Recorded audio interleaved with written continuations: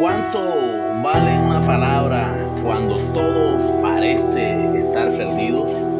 ¿Cuánto pesa una promesa cuando la evidencia grita todo lo contrario? ¿Seguirás creyendo si Dios te respondiera, pero no de la manera que esperabas? En el libro de Juan, el capítulo 4 nos lleva a una escena cargada de angustia. No es una multitud buscando milagros, no es un debate religioso, es el dolor de un padre, un funcionario, un empleado de rey. Tenía un hijo enfermo en Capernaum. La situación era grave, no era una fiebre pasajera, no era un malestar menor. La vida de aquel muchacho se estaba apagando poco a poco. Todo padre sabe lo que significa ver sufrir a un hijo. Hay dolores que golpean directamente el corazón. Hay problemas que pueden afectar nuestras finanzas, nuestros proyectos o nuestra reputación. Pero cuando el sufrimiento toca a quienes amamos, la lucha adquiere otra dimensión. Aquel hombre probablemente había agotado los recursos. Seguramente había buscado ayuda donde podía encontrarla. Sin embargo, llega un momento en el que entendió que necesitaba algo que ningún ser humano podía ofrecer. Entonces pasa algo maravilloso. Escuchó que Jesús había llegado a Galilea y emprendió el viaje de inmediato. La distancia entre Capernaum y Caná no era pequeña. No estaba realizando una visita casual. Cada paso reflejaba desesperación. Cada kilómetro representaba esperanza mezclada con temor. Cuando finalmente encontró a Jesús, le rogó que descendiera para sanar a su hijo. La petición parece lógica. Jesús, ven. Jesús, toca al muchacho. Jesús, acompáñame. Jesús, haz algo delante de mis ojos. Porque muchas veces queremos que Dios actúe exactamente según nuestro plan. Queremos que responda de determinada forma específica. Queremos que siga nuestros tiempos. Queremos que obre bajo nuestras condiciones. Pero el Señor tenía algo más profundo que enseñarle. Jesús le respondió: si no viereis señales y prodigios, no creeréis. Capítulo 4, verso 48 de Juan. Aquellas palabras parecen duras, sin embargo, exponen una realidad que sigue existiendo hoy. Hay personas que dicen que creen cuando ven una prueba extraordinaria, cuando ocurre un milagro, cuando desaparece el problema, cuando llega la respuesta, cuando la situación cambie. Pero la fe bíblica no descansa sobre lo que los ojos pueden ver. La fe descansa sobre la persona y la palabra de Dios. Aquel funcionario insistió: Señor, desciende antes que mi hijo muera. Y entonces pasa algo maravilloso. Llegó una respuesta inesperada para él. Jesús no viajó con él.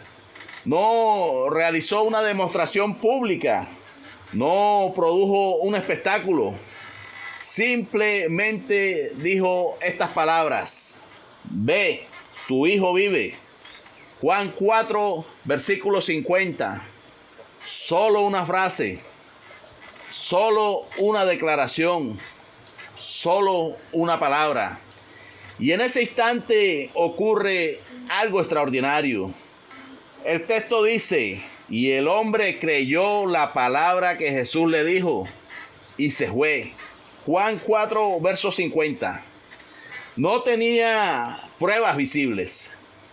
No tenía evidencia inmediata. No tenía resultados delante de sus ojos. No había un celular para llamar a la casa y preguntar por el estado de su hijo. No había WhatsApp. No había correo electrónico. Lo único que tenía era la palabra de Cristo. Y él decidió creer. Aquí encontramos el corazón del pasaje bíblico. La verdadera fe aprende a descansar en lo que Dios ha dicho. Abraham vivió algo parecido. En el libro de Romanos capítulo 4 del verso 20 al 21 declara: tampoco dudó por incredulidad de la promesa de Dios, sino que se fortaleció en fe, plenamente convencido de que también Dios era poderoso para hacer todo aquello que había prometido. Abraham no tenía todas las respuestas, pero tenía una promesa. Y una promesa divina vale más que cualquier circunstancia humana. Pensemos por un momento en aquel padre regresando a casa. El camino seguía siendo largo y quizás ahora más. Las preguntas seguían presentes. El hijo aún no estaba delante de él. La situación parecía exactamente igual, pero algo había cambiado. Ahora llevaba una palabra de Jesús en el corazón. Y eso transformaba completamente todo el viaje. Muchos creyentes conocen esa experiencia. Oran por una situación difícil, claman por un familiar, interceden por una necesidad urgente y luego deben caminar mientras esperan. Ese trayecto entre la promesa y el cumplimiento suele ser uno de los lugares donde Dios fortalece la fe. José conoció ese proceso. Dios le dio sueños, pero antes de verlos cumplidos pasó por cisternas, esclavitud y prisión. David recibió la promesa del reino, pero primero enfrentó persecución y rechazo. Marta y María enviaron a llamar a Jesús cuando Lázaro enfermó. Sin embargo, el Señor llegó después de que parecía demasiado tarde. Pero en cada caso Dios seguía obrando. Isaías 55, versículo 11 declara: así será mi palabra que sale de mi boca. No volverá a mí vacía, sino que hará lo que yo quiero y será prosperada en aquello para lo que yo la envié. La palabra de Dios nunca pierde eficacia, nunca pierde autoridad, nunca pierde poder. Mientras el funcionario caminaba hasta su casa, algo maravilloso ya estaba ocurriendo. Sin verlo, sin escucharlo, sin presenciarlo, la vida estaba regresando al cuerpo de su hijo. Y cuando finalmente se encontró con su siervo, recibió una noticia impactante: tu hijo vive. Entonces preguntó la hora exacta y descubrió que la sanidad ocurrió precisamente cuando Jesús había pronunciado aquellas cortas palabras. En ese momento comprendió algo que transformó para siempre su vida. No había sido una coincidencia, no había sido una recuperación natural, había sido la intervención del Hijo de Dios. Y la Escritura dice que creyó él con toda su casa. La fe personal se convirtió en bendición para toda una familia. Eso ocurre una y otra vez en la Biblia. Cuando el carcelero de Filipos preguntó qué había de hacer para ser salvo, Pablo respondió: cree en el Señor Jesucristo y serás salvo tú y tu casa. Hechos capítulo 16, verso 31. No significa que la salvación se hereda automáticamente, claro que no. Significa que Dios suele usar el testimonio transformado de una vida para impactar muchas otras. Quizás hoy alguien está viviendo una batalla parecida. Tal vez la enfermedad tiene otro nombre. Quizás es una crisis familiar. Quizás es un hijo distante de Dios. Quizás es una puerta cerrada. Quizás es una lucha interna que nadie conoce. Y has estado esperando que Dios actúe.